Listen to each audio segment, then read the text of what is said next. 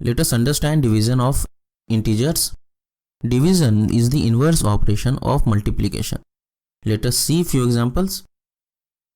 15 is equal to 3 multiplied by 5, or 15 divided by 3 is equal to 5, and 15 divided by 5 is equal to 3.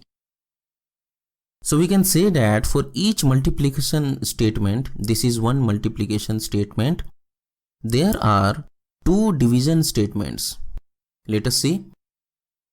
First, it is written as 15 equal to 3 multiplied by 5.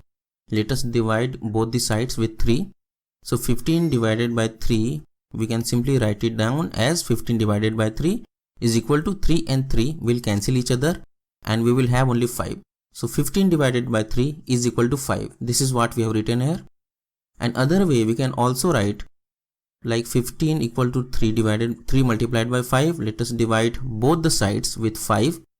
So we have 15 divided by 5 is equal to this 5 and this 5 will cancel each other and we will have only 3. This is what I have written here. 15 divided by 5 is equal to 3. So multiplication for one statement, there are two statements of division. Let us see another example.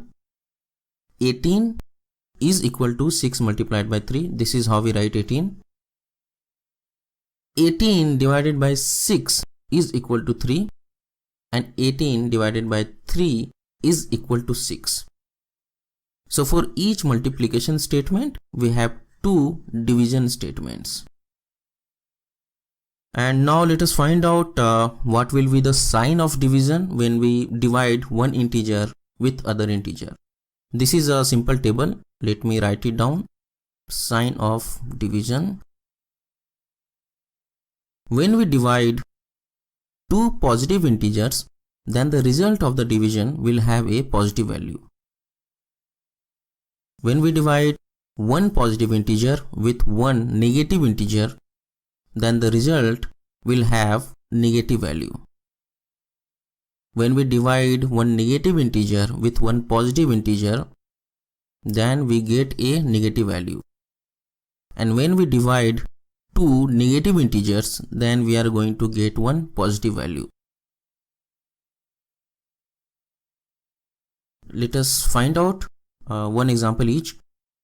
Positive integer divided by a positive integer like 6 upon 3 is equal to 2. So this is pretty straightforward.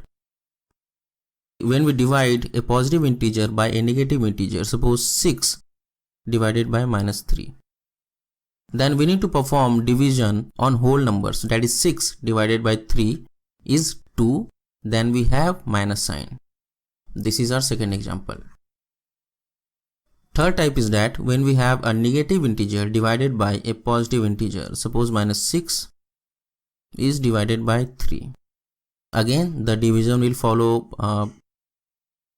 whole number thing. So like we need to divide whole numbers first. 6 divided by 3 is 2, and minus negative integer when divided by a positive integer, then we have a negative value minus 2.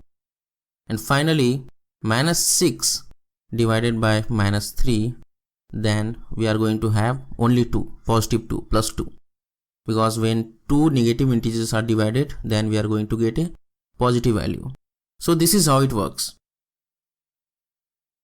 Other ways we can also say that a divided by minus b is equal to minus a divided by b when b is not equal to 0, and minus a divided by minus b is equal to a divided by b where b is not equal to 0.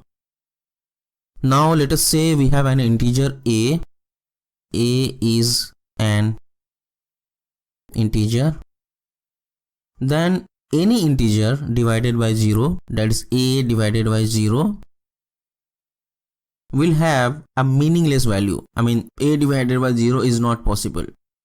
Equal to its value cannot be defined. And when 0 divided by an integer other than 0, then its value is equal to 0. That is, when 0 is divided by a, when a is not equal to 0, then its value will be 0. So 0 divided by a when a is not equal to 0 will be 0. Other property is that any integer divided by 1 gives the same integer. So let us see for same integer a, when a will be divided by 1, then we will get value a. So these are some properties, some rules, some methods to perform division on integers. In my next videos, I will give more examples, more properties of division that will be helpful when we perform division on any sort of integers, any kind of integers. Thank you for watching.